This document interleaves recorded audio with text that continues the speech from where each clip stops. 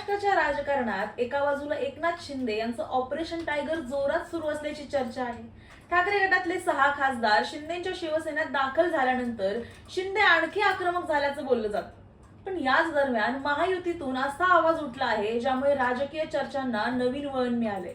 राज्याचे वरिष्ठ मंत्री गणेश नाईक यांनी नाव न घेता असा इशारा दिलाय की त्यांचा रोख थेट उपमुख्यमंत्री एकनाथ शिंदेंकडेच असल्याची चर्चा रंगलीये। नेमकं काय घडलं आणि या वादामागचं कारण काय जाणून घेऊया आजच्या व्हिडिओमध्ये। नमस्कार, मी सारिका आणि तुम्ही पाहताय पॉलिटिकल महाराष्ट्र।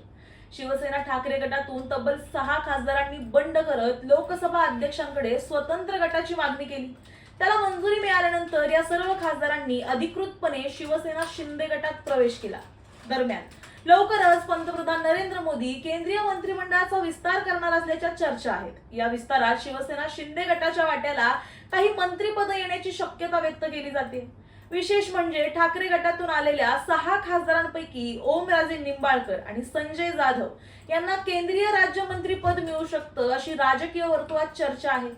याच वेळी राज्यभरात एकनाथ शिंदे यांच्याकडून ऑपरेशन टायगर राबवलं जात असून ठाकरे गटातील काही आमदार सुद्धा शिंदे गटाच्या संपर्कात असल्याची माहिती समोर येते।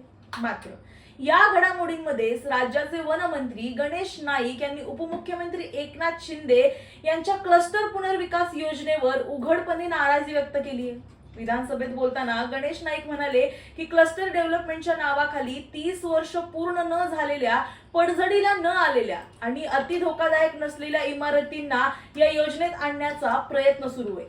तसंच त्यांनी यूडीसीपीआर वर सुद्धा प्रश्नचिन्ह उपस्थित करत हा यूडीसीपीआर कुठल्या शहाण्यानं आणला असा सवाल केला। नवी मुंबईतल्या सर्व इमारतींना नव्या यूडीसीपीआर नुसार वाढीव FSI दिला गेला तर नवी मुंबईत राहण्यासाठी परिस्थिती उरणार नाही अशी भीती त्यांनी व्यक्त केली।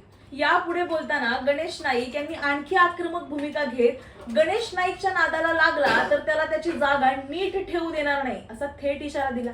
त्यांनी कुणाचं नाव घेतलं नसलं तरी हा इशारा एकनाथ शिंदेंनाच असल्याची चर्चा ही राजकीय वर्तुळात रंगली आहे। एकीकडे शिंदेंचं ऑपरेशन टायगर वेग घेत असताना दुसरीकडे महायुतीतल्याच वरिष्ठ मंत्री अशा प्रकारे नाराजी व्यक्त करत असल्यानं सरकारमध्ये सर्व काही आलबेल आहे का असा प्रश्न आता उपस्थित केला जातोय।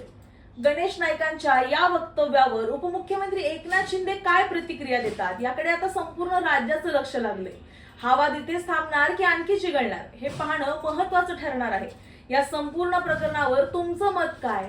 गणेश नाईकांचा रोख खरंच एकनाथ शिंदेंकडे होता का? यावर तुमचं मत आम्हाला कमेंट सेक्शन मध्ये नक्की सांगा आणि अशाच व्हिडिओसाठी पाहत रहा पॉलिटिकल महाराष्ट्र।